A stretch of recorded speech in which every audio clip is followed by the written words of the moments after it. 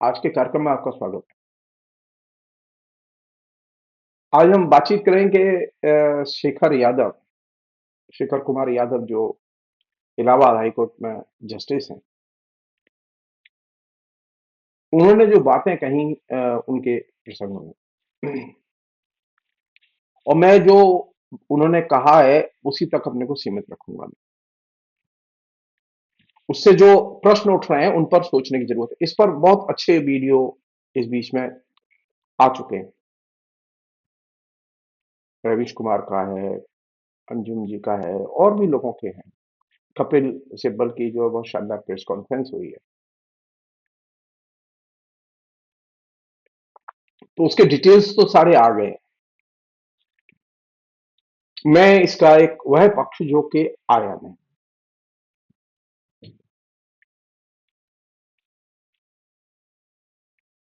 शेखर कुमार यादव भारतीय न्यायपालिका की रिएक्शनरी परंपरा का महत्वपूर्ण हिस्सा है। हम ये बार बार कहना छोड़ दें कि न्यायपालिका में विचारधाराएं हैं। न्यायपालिका विचारधाराहीन नहीं है, और न्यायपालिका में जो बैठे हुए जज हैं वे विचारधाराहीन लोग नहीं है।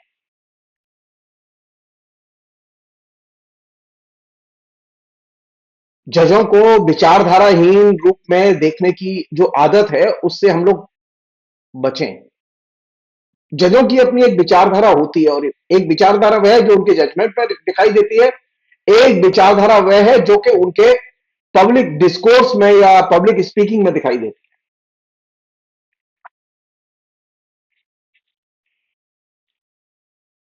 जजों के जो विचारधारात्मक रूप है, और वो एक विचारधारा भी हो सकती है जज की, और एक से अधिक विचारधारा भी हो सकती है। ये जो तमाम किस्म की जो वीडियो प्रस्तुतियां यूट्यूब पर हैं, और बार बार जब न्यायपालिका और का जिक्र आता है और जजों का जिक्र आता है, तो हम कुछ इस तरह से पेश करते हैं लोग, उनमें वकील भी हैं, उनमें तमाम लोग भी हैं, कि जज जो है वो विचारधाराहीन होते हैं, या जजों की कोई विचारधारा नहीं होनी चाहिए। नहीं, जजों की विचारधारा होती है, जज विचारधाराहीन नहीं है।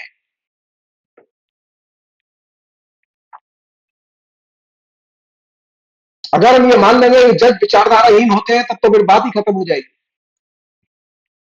तो वो जज क्यों बनेगा?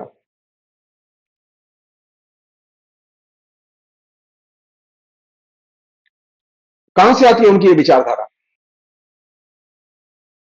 जब हिंदू समाज, भारत समाज, हिंदू संगठन, उनका चौतरफा विकास, उनका फैलाव, उनकी विचारधारा का, उनके प्रोपेगेंडा का चौतरफा असर जब फैलेगा, तो जाहिर है कि जज इससे बच नहीं सकते।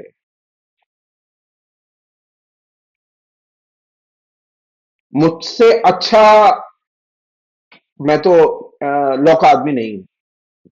मैं एक सामान्य नागरिक के नाते मैं आपके सामने अपनी राय रख रहा हूं।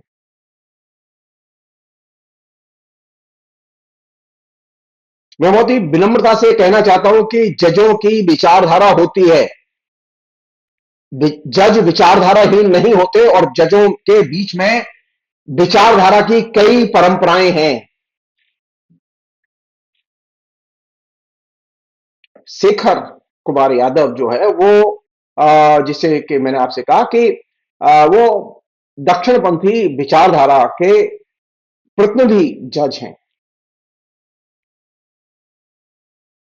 तो शेखर कुमार यादव पर बात करते समय पहला लेसन सभी लोग अपने जेहन में रखें कि जजों की विचारधारा होती है, जज विचारधाराहीन नहीं होते, और जजों को हम विचारधाराहीन व्यक्ति की तरह देखना बंद कर दें।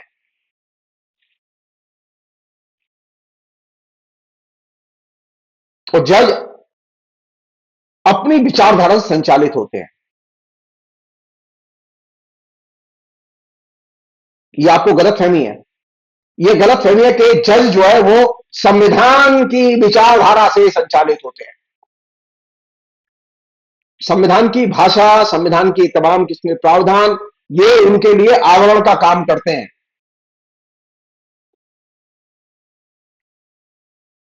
एक्चुअल में तो जज अपनी विचारधारा से संचालित होते हैं और वही उनके विश्व दृष्टिकोण का निर्माण करती है।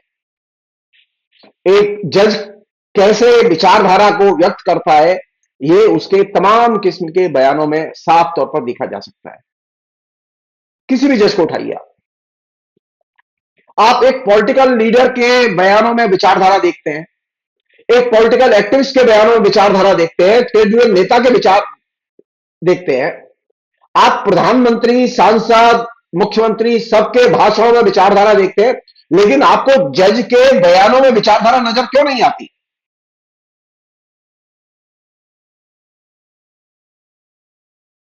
जज विचारधाराहीन प्राणी नहीं है, बल्कि जज की विचारधारा होती है। वो लिबरल हो सकता है, वो रिएक्शनरी हो सकता है, वो रेडिकल हो सकता है, वो नेहरूवादी भी हो सकता है, वो गांधीवादी भी हो सकता है, वो मार्क्सवादी भी हो सकता है। जजों की विचारधारा होती है। ये बहुत गंभीर मसला है। तो पहली चीज, ये जो जजों को विचारधाराहीन प्राणी के रूप में देखने की पद्धति, दृष्टि से बचे। अब ये जो शेखर कुमार यादव है, ये तो साक्षात पुतले हैं रिएक्शनरी विचारधारा के। और अच्छी बात यह है कि इन्होंने अपनी बात रखी और खुल के रखी है। वो कितने सक्षम है, कितने अक्षम है, मैं इसके डिटेल्स में नहीं जाऊंगा। मजेदार बात यह है कि वो विश्व हिंदू परिषद के द्वारा आयोजित अ, जो लीगल प्रकोष्ठ है उसमें बोल रहे थे, उसके कार्यक्रम में बोल रहे थे। उस कार्यक्रम में बहुत कम लोग थे, लेकिन उनके भाषण में उस कार्यक्रम को लाखों लोगों तक पहुंचा दिया। तो ये जो वायरल टैक्टिक्स है नॉनसेंस की, रिएक्शनरी विचारधारा की, उसने उस पूरी की पूरी गोष्ठी को राष्ट्रव्यापी एक फिनोमिना में कन्वर्ट कर दिया। अगर शेखर कुमार यादव अ, अपने रिएक्शनरी बयान नहीं देते तो वो गोष्ठी हुई ना हुई एक जैसी थी, क्योंकि उसमें कोई बहुत ज्यादा लोग नहीं थे। फिर भी फिर भी क्योंकि वो पब्लिक डोमेन में है, वो सब लोग देख रहे हैं उसे, उस पर तरह तरह के वीडियोस भी अवेलेबल हैं। तो एक चीज तो बहुत साफ है,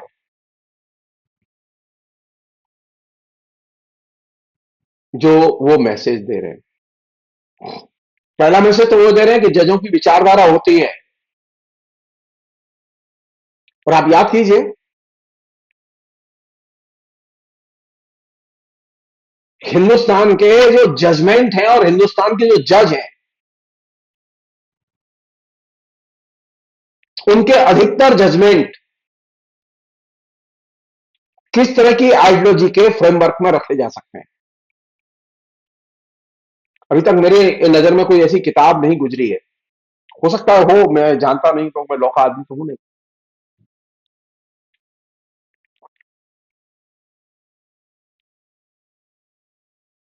लेकिन जो यत्किंचित मैं पढ़ता रहा हूं, उसके आधार पर मैं कह सकता हूं कि लंबे समय से, ये खाली मोदी युग की बात नहीं है, लंबे समय से रिएक्शनरी विचारधारा के जजों की एक परंपरा न्यायालयों में रही है। वो पहले अल्पसंख्यक थे, अब बहुसंख्यक हैं। और ये जो शेखर कुमार यादव का जो इतना साहस, वो तो हमारे सुप्रीम कोर्ट के चीफ जस्टिस जो अभी रिटायर किए हैं कुछ दिन पहले, वाई बी चंद्रचूड़, वे खुद बढ़ा के गए। जब सारे कॉन्स्टिट्यूशनल प्रोटोकॉल को आपका चीफ जस्टिस ब्रेक करेगा,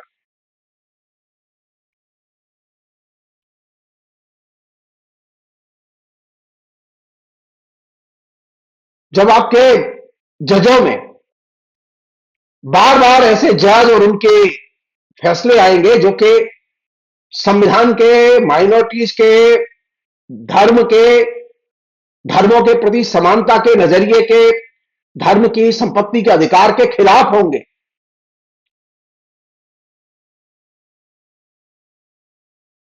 कैसे जज होंगे ये लोग? इन्होंने जो बात कही है, मैं उस पर लौट रहा हूं। मैं जो ये चीज मैंने रखी आपके सामने, ये फ्रेमवर्क के तौर पर रखी। जज की भी एक विचारधारा होती है, जज विचारधाराहीन प्राणी नहीं होता। अगर आप शेखर कुमार यादव को देखेंगे या और किसी भी जज को देखेंगे, हर जज के पास अपनी एक आइडियोलॉजी होती है। और अभी रिएक्शनरी विचारधारा की एक तरह से आंधी चली हुई है न्यायपालिका में। बहुत कम जज हैं, गिनती के, जो अपने को बचाए हुए हैं इस रिएक्शनरी आइडियोलॉजी से। सारे जज प्रभावित हैं, कोई कम कोई ज्यादा। वे जज भी प्रभावित हैं जो अभी रिएक्शनरी आइडियोलॉजी के खिलाफ बोल रहे हैं रिटायरमेंट के बाद में, लेकिन जब वो पद पर थे तो वे एकदम ताला लगाए हुए थे मुंह पर।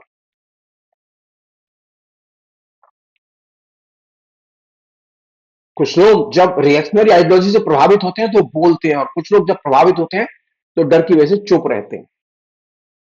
चुप रहना भी रिएक्शनरी आइडियोलॉजी की मदद करना है।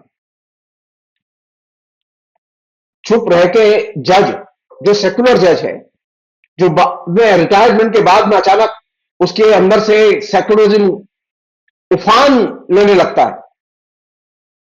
जनांदोलनों के प्रति उसके अंदर आकर्षण दिखाई देता है। ये जो उसका जो एक व्यक्तित्व का दूसरा पहलू है, वो सिर्फ इस बात को बताता है कि जजों के पास में भी एक विचारधारा होती है।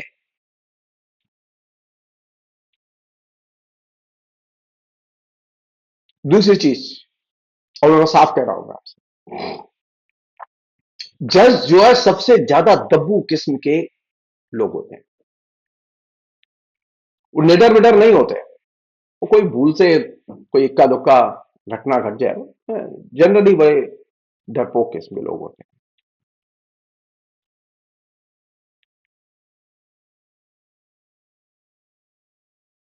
अब आप सोचिए, हाई कोर्ट का जज अगर दब्बू हो, डरपोक हो, सेशन जज अगर डरपोक हो और उसे डर लगे कि कहीं लोया ना बना दिया जाऊं, कैसा लगेगा आपको? मैं अनेक जजों को जानता हूं जो मॉर्निंग वॉक नहीं जाते डर की वजह से कि पता नहीं क्या हो जाए। खैर, जो असल चीज है वो ये कि जज को निर्भीक होना चाहिए, रैशनल होना चाहिए, संविधान की विचारधारा से लैस होना चाहिए। लेकिन हमारे यहां जो व्यक्ति जज बनता है तो वह संविधान की विचारधारा का इस्तेमाल कम से कम करता है, और वह जो अपनी अतीत के बोझ वो लेकर आता है, या वो पॉलिटिकल विचारधाराओं का जो बोझ अपने ऊपर लादता है, उसके उसको वो ढोता रहता है। वो संविधान को अर्जित नहीं करता और संविधान की विचारधारा अर्जित नहीं करता। अधिकतर जजों में ये बीमारी है।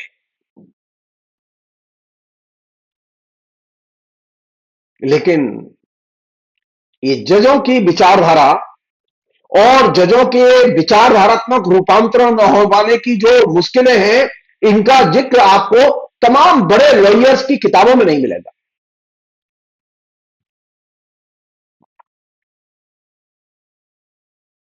समस्या तो है ही है। जज एक व्यक्ति भी है और जज एक इंस्टीट्यूशन भी है। अब आप सोचिए, सिटिंग जज हेट स्पीच दे रहा है, और वो भी हाई कोर्ट का। सुप्रीम कोर्ट के कई ऑर्डर हैं कि अगर कोई हेट स्पीच दे तो पुलिस तुरंत संज्ञान ले और उसके खिलाफ एफआईआर दर्ज करे।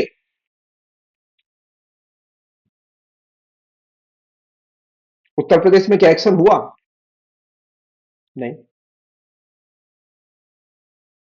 प्रधानमंत्री ने हेट स्पीच दी, क्या सुप्रीम कोर्ट ने संज्ञान लिया अपने ही जजमेंट को लागू करने के लिए को ये ऑर्डर दे कि प्रधानमंत्री ने हेट स्पीच दी है और उनके खिलाफ में एफआईआर दर्ज की जाए? नहीं। तो प्रधानमंत्री को हेट स्पीच देने का राइट है, तो एक जज को क्यों नहीं होगा?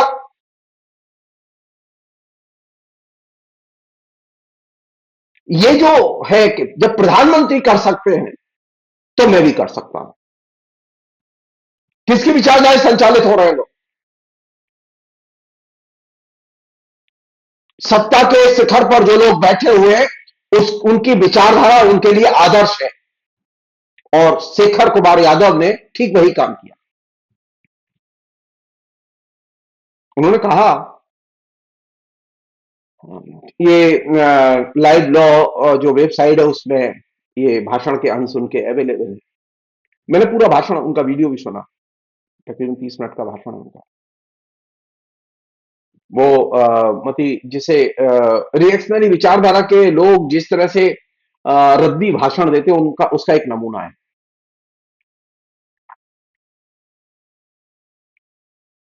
वो कह रहे हैं, क्या आपने कभी राम मंदिर को अपनी आंखों से देखने की कल्पना की थी?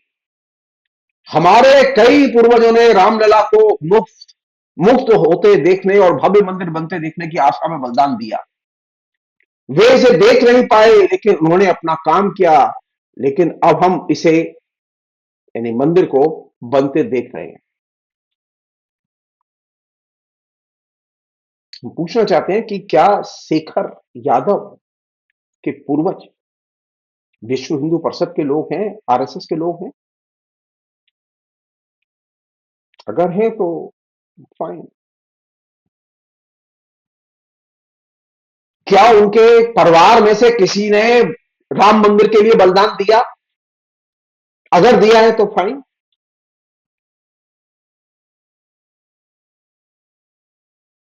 तो ये किसके लिए कहा जा रहा है? ये हमारे पूर्वज, एक जज बोल रहा है ये, हम और तुम। दायर में हरीश खरे ने बहुत सही कैटेगरी का इस्तेमाल किया है। पूरा का पूरा शेखर कुमार यादव का भाषण हम और तुम में विभाजन करके देखता है, जबकि हमारा संविधान हम और तुम में विभाजन करके देखता ही नहीं है।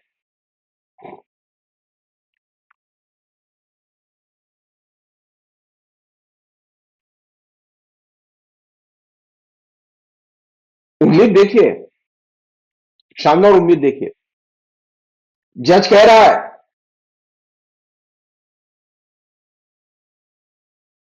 यूनिफॉर्म यूनिफॉर्म समान आचार नागरिक संहिता।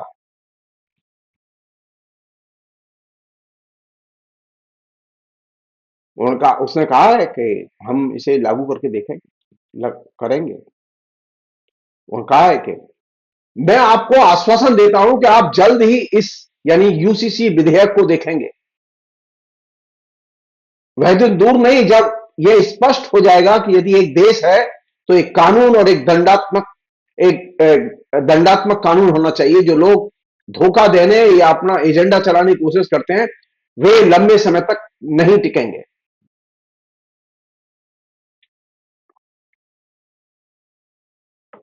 ये जो भाषा है, ये जज की भाषा नहीं है। ये एक एक्टिविस्ट की भाषा है, पॉलिटिकल रिएक्शनरी पॉलिटिकल एक्टिविस्ट की भाषा है।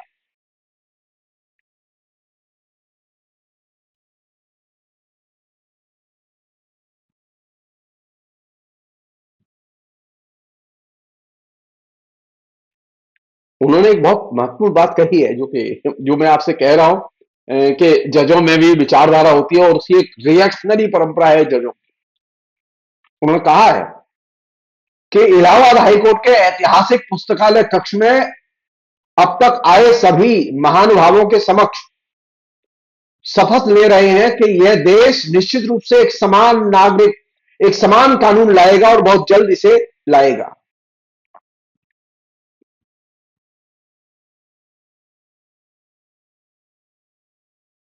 शपथ लेकर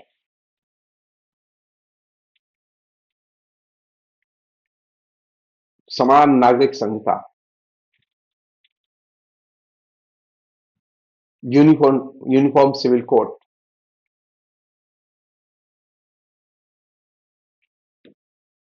ये जो भाव भंगिमा है पॉलिटिक्स की।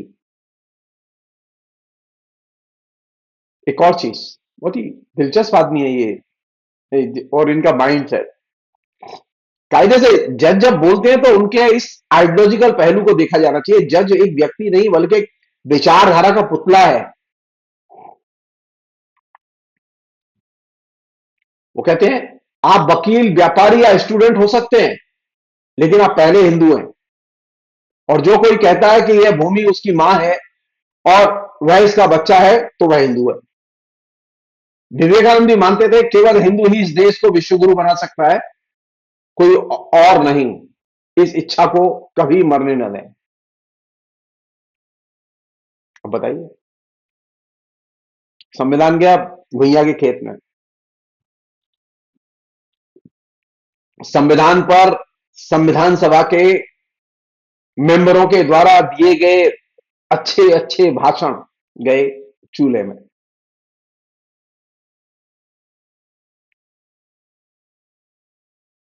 भारत में पैदा होते ही आप जो भी है आप हिंदू है, किसी भी परिवार में पैदा हो, कहीं भी पैदा हो, बस भारत में पैदा हुए हैं इसलिए हिंदू है। अगर मान लो ये बात है कि भारत में पैदा हुआ व्यक्ति हिंदू होता है, तो जो करीबन 60-70 लाख लोग जो भारत के लोग हैं जो बाहर चले गए, उन्हें वो हिंदू क्यों कहते हैं?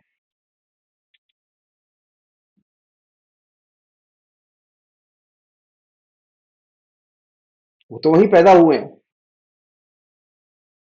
भारत से जाने वाले लोगों के बच्चे वहीं पैदा हुए हैं, फिर वो उन्हें हिंदू क्यों कहेंगे? वो तो अमेरिकन कहेंगे, क्रिश्चियन कहेंगे उन्हें, क्योंकि वहां तो क्रिश्चियन धर्म है, महत्वपूर्ण धर्म। तो हम क्या ये मान लें कि गुजरात के जो लोग अमेरिका में रह रहे हैं और वहां पैदा हुए उनके बच्चे हैं, तो वो क्रिश्चियन है? हम क्या ये मान लें कि जो शौनक ऋषि जो लंदन में अभी प्रधानमंत्री थे, वो क्रिश्चियन है? शेखर कुमार यादव, अक्ल के आईना।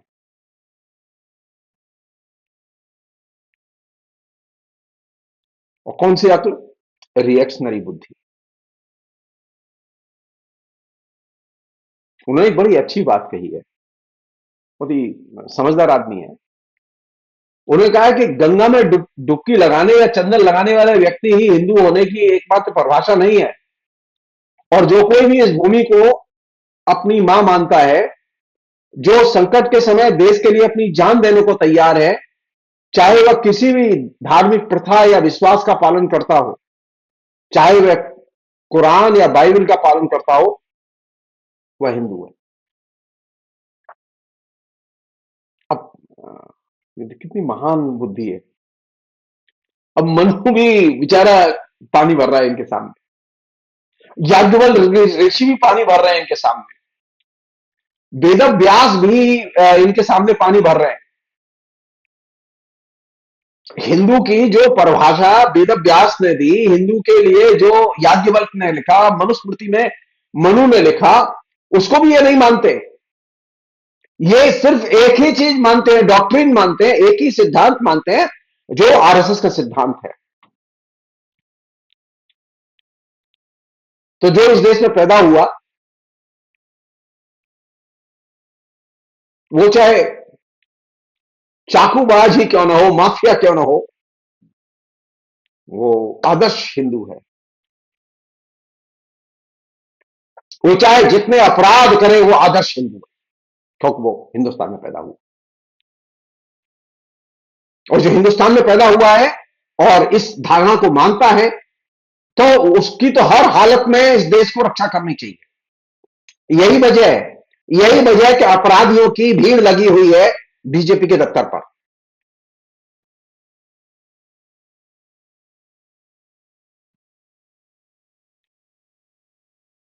वो कह रहे हैं कि हम इस देश को तालिबान और बांग्लादेश नहीं बनने देंगे। अरे, अरे तालिबान तो आदर्श है आपके, बांग्लादेश आदर्श है आपका, बांग्लादेश आपका अनुकरण कर रहा था, आज भी कर रहा है।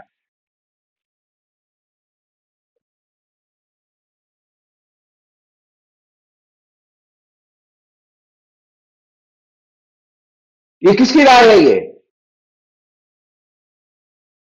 भारत में पैदा होने वाले सब हिंदू हैं, ये किसकी राय है? ये तालिबान की राय है कि अफगानिस्तान में पैदा होने वाले सभी लोग मुसलमान हैं, और मुसलमान जो है वो सब इस्लामिक है, इस्लाम को मानने वाले हैं, और जो लोग नहीं मानते उन्हें जीने का हक नहीं है।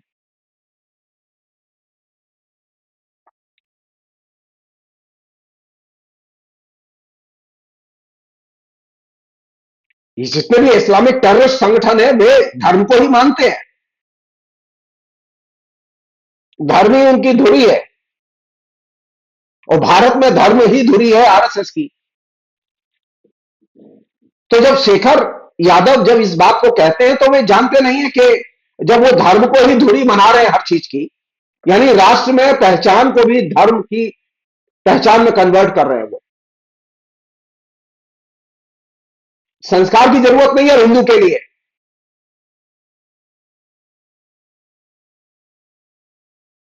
हमारे यहां बाकायदा डिवीजन था, आज भी डिवीजन है।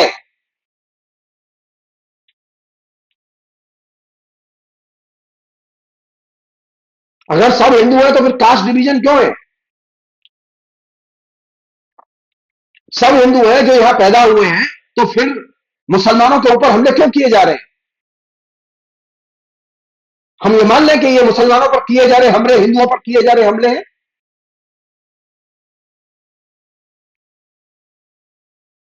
अगर यहां बने हुए सारे गिरजाघर और मस्जिद यहां के लोगों ने बनाए हैं, और वे सब हिंदू हैं, तो फिर तोड़ने क्यों जाते हो? हिंदुओं की बनाई हुई मस्जिदों को क्यों तोड़ते हो? क्योंकि यहां तो पैदा हुआ हर व्यक्ति हिंदू है। जिन लोगों ने मस्जिद बनाई, वे लोग हिंदुस्तान में पैदा हुए थे मजदूर। वो चाहे बाबरी मस्जिद हो, चाहे वो ईदगाह मस्जिद हो, चाहे शाही मस्जिद हो, जामा मस्जिद हो, जिसपे गिरजाघर हो, बनाने वाले कौन लोग थे? किसकी इमारतें तोड़ी जा रही है? किसकी मेहनत पर हमले हो रही है?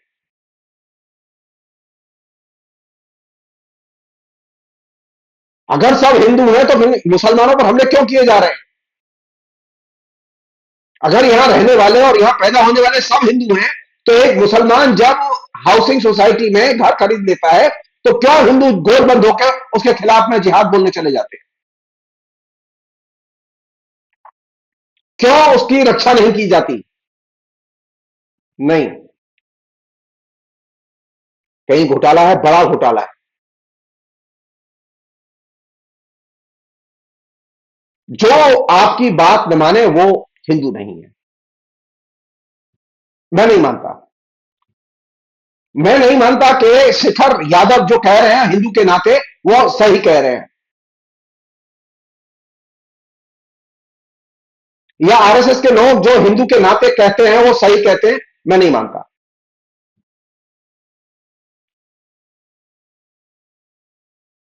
क्योंकि मेरा मानना यह है कि हिंदू के लिए एक बेसिक शर्त है,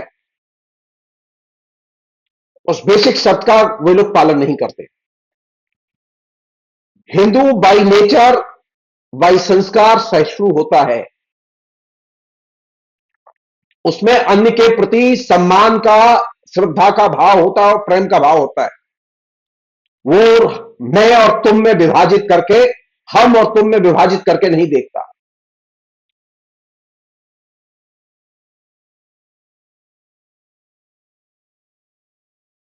एक अन्य चीज, बहुत ही इंपॉर्टेंट चीज, चूंकि शेखर यादव बहुत ही शानदार व्यक्ति हैं और उन्होंने अपनी अक्ल का बहुत ही घनघोर प्रदर्शन किया है। उन्होंने अपने भाषण में एक बात और कही है, बहुत ही बुद्धिमानीपूर्ण बात कही है। इससे पता चलता है कि आरएसएस में किस तरह के ज्ञानी लोग भरे हुए हैं। उन्होंने कहा कि गाय ऑक्सीजन छोड़ती है।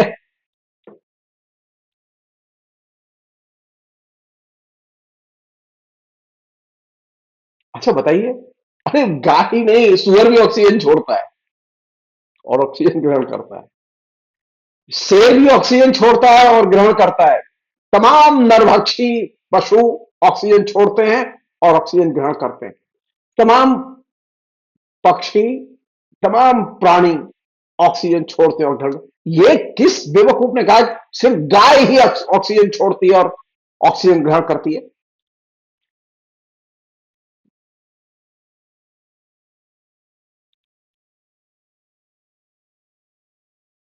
एक अन्य चीज जो कि बहुत ही जिस पर ज्यादा विवाद है, मैंने जानबूझ के उस पर बात नहीं की अभी तक।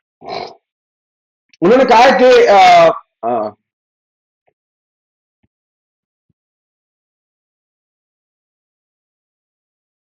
ये जो विश्व गुरु का दर्जा हमें मिला है, ये इसलिए नहीं मिला है। अच्छा, उनसे पूछा जाना चाहिए किसने विश्व गुरु का दर्जा दिया। ये विश्व गुरु का दर्जा वैसे ही है जो कि अभी प्रधानमंत्री ने दिया हुआ है अपने को।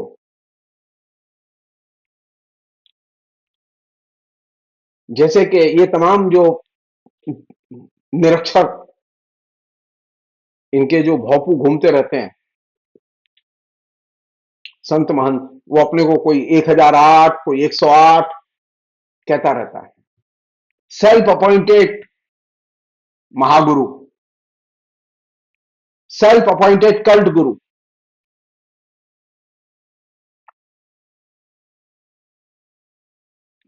तो ये सेल्फ अपॉइंटेड महागुरु और ये जितने भी हैं, ये जिस तरह की भाषा बोलते हैं, जिसका के रैशनल थिंकिंग से कोई संबंध नहीं है, ठीक वही भाषा एक जज बोल रहा है।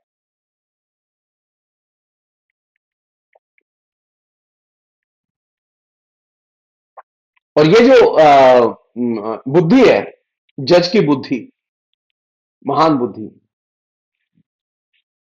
देश किससे चलेगा? बहुसंख्यक। अच्छा, चलिए बहुसंख्यक के लिए ही देश सही, अल्पसंख्यकों को मार दीजिए गोली, मत दीजिए उनको राइट्स, सारे अधिकार छीन लीजिए उनके। करके दिखाइए, सिर्फ एक ऑर्डिनेंस निकाल दीजिए कि हमारे यहां अल्पसंख्यकों के लिए कोई अधिकार नहीं है। करके दिखाइए। ये अल्पसंख्यक, जान लीजिए, ये अल्पसंख्यक ही थे जिनका के भारत के स्वाधीनता संग्राम में महत्वपूर्ण योगदान था।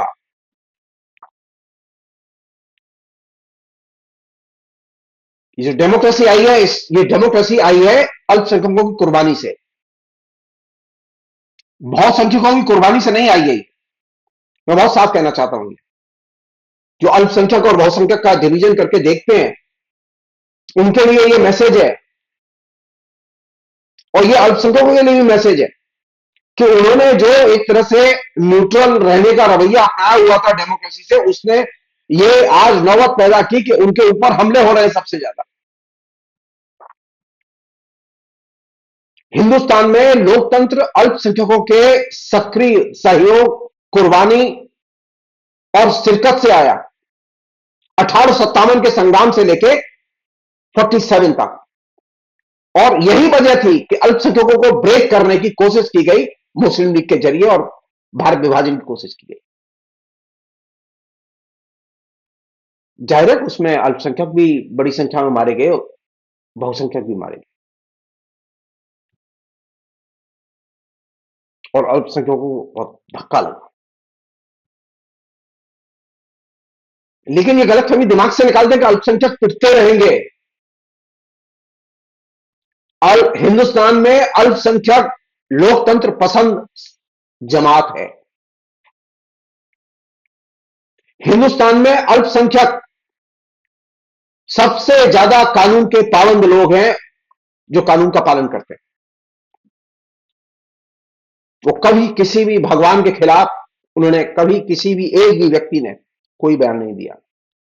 हमारे तो आए दिन दुनिया से लोग, जिनको ठीक से हाथ धोना तक नहीं आता, वो आए दिन मुसलमानों को और इस्लाम को गालियां देते रहते। ट्विटर पर, फेसबुक पर आए दिन सैकड़ों लोग लिखते रहते हैं, और वे संयोग से सब हिंदू हैं।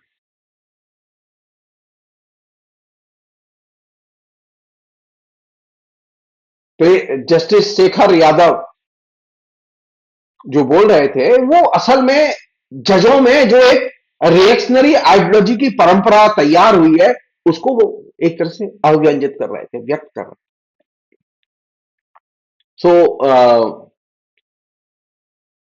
मेरा विनम्र अनुरोध है कि न्यायपालिका में जजों की कुर्सी पर बैठे हुए लोगों के बारे में विचारधाराहीन रूप में देखने की आदत नहीं डालनी चाहिए। जज विचारवान पुरुष होते हैं, उनके पास अपनी एक आइडियोलॉजी होती है, उस आइडियोलॉजी की बाकायदा खुलेआम आलोचना लिखी जानी चाहिए। जजों की विचारधारा की आलोचना अगर आप नहीं करेंगे विचारधारा के तौर पर, तो ये जज सुनेंगे नहीं। बहुत कम परसेंटेज है जो कि जजों में जिसने के संविधान की विचारधारा को अपनी जीवन की विचारधारा, अपने आचरण की विचारधारा बनाया है। बाकी ज्यादातर जज अपने अतीत की विचारधारा, या जिसे हम लोग कहते हैं पॉलिटिकली जो डोमिनेट करती है आइडियोलॉजी, उससे संचालित होते हैं। उस संविधान की विचारधारा और उसके जो वैल्यूज हैं, उसको वो कल्टीवेट नहीं करते, उसे ग्रहित नहीं करते। वो संविधान की कुर्सी, शपथ सब स्वीकार करते हैं, संविधान के आधार पर वो तमाम सुविधाएं स्वीकार करते हैं, लेकिन संविधान के मूल्य वे अपने अंदर रूपांतरित नहीं करते। और ये जो जगह है, इससे पता चलता है कि जजों में एक स्प्लिट पर्सनैलिटी या व्यक्तित्व का विभाजन या विघटन सहज रूप से दिखाई देता है। जजों में भी व्यक्तित्व का विघटन होता है और व्यक्तित्व का विभाजन होता है।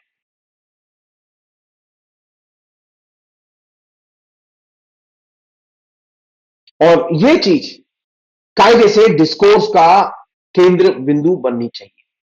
फिलहाल इतना ही। बहुत बहुत शुक्रिया। Thank you.